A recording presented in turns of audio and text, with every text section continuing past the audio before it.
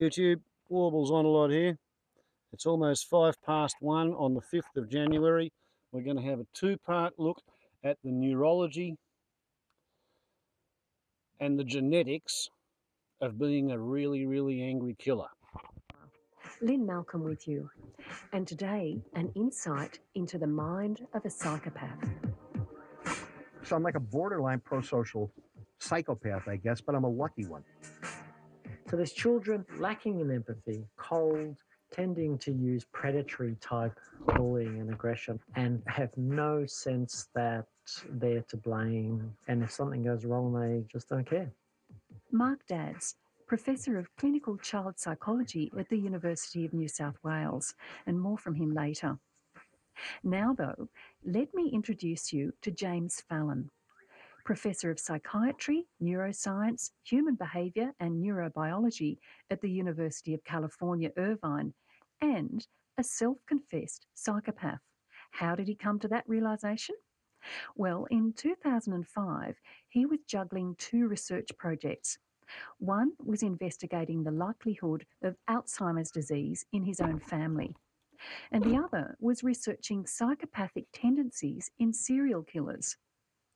For both, he was using brain scans, and one day all the images were piled up on his desk. Then, as he describes it, Gandalf showed up at his door. I found out that the pattern that was in those scans of one of the people right at the bottom of the pile was extremely abnormal, and it looked exactly like one of the murderer's brains that I had been looking at. It was like the pure form of the murder. It didn't have the other sort of damage you'd see from head trauma or drug abuse. So it was just kind of this pure thing that I just started to lecture about and write about.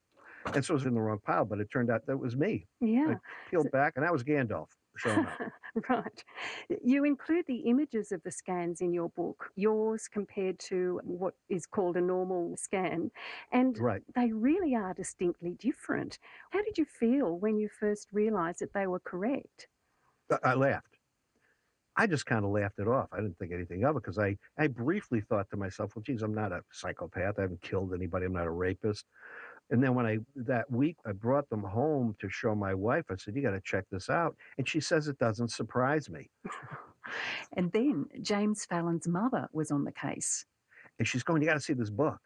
And it was called Killed Strangely. And it was about the first case in the American colonies, anyway, of matricide, where a son kills a mother. And that was 1667. So she says, that's one of your grandfathers. I said, oh, come on. And of course, it was on my father's side. She was very happy to report that. And she says, no, read further. And at the end of the book, there were more killers. Two people discussed. One was Ezra Cornell, who founded Cornell University. I was ecstatic. That's cool. But the other one was Lizzie Borden, who's a famous accused axe murderess at the end of the 19th century. So they're both cousins. And, since that time, I've got two cousins who are really archivists and historians. And they found three other lines that are direct grandfathers and grandmothers to us and me that had murderers in the family. So there was like a convergence of these four lines on my father's side. So anyway, that was kind of a curiosity. I just considered it a parlor game. Then the genetics came back, and I had a lot of the alleles associated with violence, aggression, low anxiety, low emotional empathy. So I had both biological markers, the genetics and the brain pattern of a psychopath, and the ancestral background of a lot of these guys converging in our family. So that made it more interesting, certainly academically. That's an understatement in my mind, but it did inspire James Fallon to write his book, Psychopath Inside, a neuroscientist's personal journey into the dark side of the brain. And it got him thinking about how he might come across to others. His mother, who'd been a teacher and had a lot of experience with teenagers, revealed to him that when he was going through puberty, he turned unusually dark and introverted, and she was really worried about him. And what about his colleagues? I asked a number of psychiatrists who knew me really well, including some of my bad behaviors. I said, you got to tell me what you really think about me. And they all said the same thing. Said, remember last year you did this, 2 years ago you did this, and this year you did this, 10 years ago you did this. I said, yeah. He said, well, those are psychopathic. I said, no, you said I was crazy. They all said, you're not crazy. I said, but you're borderline psychopath. Psychopathy itself is not recognised as a category in the DSM, the Diagnostic and Statistical Manual, partly because the concept of personality disorders is controversial, as so many of the symptoms overlap, such as narcissism, antisocial behaviour, and lack of empathy. Canadian psychologist Robert Hare developed the best-known psychopathy checklist of traits, which has been updated over the years since the 1970s. This list was developed more in relation to a prison population than a general one. Now, the traits of a psychopath tend to be divided into two sets of factors. One is to do with how you relate to people, such as manipulativeness, lack of empathy, glibness, and pathological lying. And the other covers antisocial behaviour and criminality. James Fallon says he falls into the first group. People who are like me, who are kind of borderline psychopaths, are not criminals, right? But it could be real jerks. And we're very manipulative. There's glibness, superficial charm, there's narcissism, pathological lying, lack of guilt, and callousness. You basically look at people as things to use and not as people. And I'd just like to get some examples of you in that regard. One example that you wrote about in your book was about taking your brother to a cave in Kenya, Africa, a place that was known to be the place of origin of the deadly Ebola and Marburg viruses and HIV. You knew that and you didn't tell him. You know, I wanted to go to the caves because I've always been a thrill seeker ever since the first bull chased me as a kid through a farm field.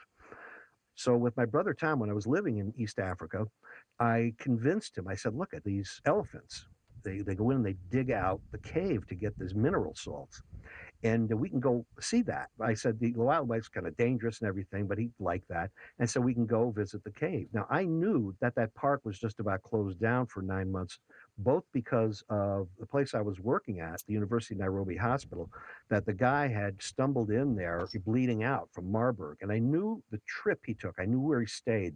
And I wanted to follow that. They also told me that there were Ugandan rebels at the time, and they had started holding up and really harassing and stealing from any tourists. So because of those two reasons, nobody had been there. And I thought this was a great opportunity to have the mountain to ourselves. And so we went up there and I spent a night at a campfire. And of course I had him lay around me a bit because all night long we could hear leopards and hyenas and a couple of lions and water buffaloes. I mean, it was everywhere. And we spent most of the night jumping up and down, screaming at them, holding the embers, the fire, to chase them away. It was very kind of exciting. He was freaked out. And my heart was pumping. It was great. Next day, we went in to the cave, and I told him not to touch the bat droppings, the guano in the cave, because I knew that might have been part of it. I said, but it was okay otherwise. So we went in there, and he had a fantastic time. And he said, even though it was kind of dangerous because there were animals everywhere and all that, we got home, and about a year later, he saw the Dustin Hoffman film about the Marburg virus at that cave that he and I were running around in. He called me up, and he goes, "You SOB." He says, "You knew that, didn't you?" I said, "Well, yeah, but you wouldn't have gone in." And he's not really trusted me so much ever since then. It's been a while. And you say, you confess that you get a buzz out of manipulating people. And you talk about living in an empathetic flatland. Now, lack of empathy is quite a distinguishing feature of psychopathy, isn't it? Yes, you kind of get a sense that when everybody's crying about something and you're not even moved by it, and you're supposed to be, you start to get a sense of that. And I never paid any attention to it. I just thought I was always under control. But when I saw the genetics in the area of the brain that codes for empathy, and I started asking people, I realized that I live in a kind of an emotional flatland. But I'm involved with so many charities and what I consider to be good works. It's not like I treat everybody poorly. I just don't treat people close to me in any special way. That's quite a bother to them. Psychopaths can have cognitive empathy. They understand the problem, and they can be sympathetic in the sense that they'll actually do charitable works. But that's different than actually feeling somebody else's pain or happiness, and that I don't seem to have at all. So let's have a look at what the difference is between someone with a brain scan like yours and perhaps genetics like yours But you didn't turn out to be a murderer, serial killer, like the stereotype of psychopaths. What do you know now about what makes a difference to the way somebody ends up behaving? You know, I couldn't figure out. I said, well, maybe my theory's wrong about the biology and the genetics because I had it to the maximum, and yet here I am, like a fairly normal, successful guy. And then I was watching my mother prune some plants, and she was sitting on this wooden three-legged stool, and I said, my God, that's it. She's the third leg of the stool. And I really got to thinking what a wonderful, childhood I had had, and I was treated like a golden child. And it wasn't until I found this article, and I had always assumed that this set of genes I had, one in particular, it's called the serotonin transporter. And this is a risk allele for psychopathy and for aggression. But the thing is, and two papers came out, it was both done in monkeys and in humans, that if you have that allele and you're brought up in a early abusive or violent environment, then that's how you grow up. But if you have the same alleles, would be an at-risk allele, and you're treated really well, well, it kind of negates the effects, some of the negative effects of others. Says, aha, that's it. And so probably only about 20% of people are really genetically susceptible to the effects of the early abuse. So if you have those particular genes, then the environment has a huge effect on it. Your genetics are in a way protective of you. Now, on the other end of it, there are some people that go through violent situations and they actually go through growth. It's called, post-traumatic or post-warrior, or post-combat growth. And so at one end, you may have 20% of people who are very susceptible. In that case, the environment is like so important. And in the other case, where you're protected, the genetics mean so much in the protection of you. And in the middle, it's kind of a mix. So the percentage answer with this nature nurture question, it depends on your genetics because, as we say, the genetics load the gun, but the environment pulls the trigger. But the trigger it pulls, it depends on the bullets that are in there, as it turns out. Mm. So, do you think that there is a valid argument for introducing some sort of genetic screening very early in life to determine who is going to be most vulnerable to early abuse? I have a lot of conflict about this because, in a sense, people think that neuroscience and genetics is going to answer a lot of questions for the law, for public policy.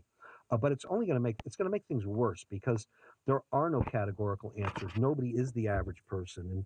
And some of these people who do it can't control themselves. Some don't even understand right from wrong, et cetera. The thing is, I think we have to have in place professionals that understand what a psychopathic kid, a young potential primary psychopath is, their behavior, that you can prevent it. You get somebody who may grow up with some of these traits, but they can be very functional traits as long as they're not abused. Professor James Fallon from the University of California. You're listening to All in the Mind on RN Summer, Radio Australia and online. I'm Lynn Malcolm with an insight into the mind of a psychopath.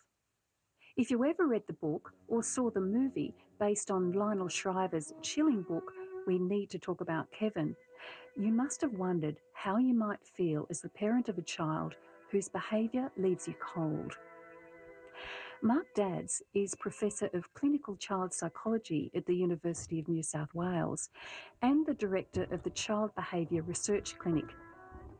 He has devoted his career to helping families deal with extremely challenging child behaviour and encounters kids, mainly boys, who are often described as callous and unemotional.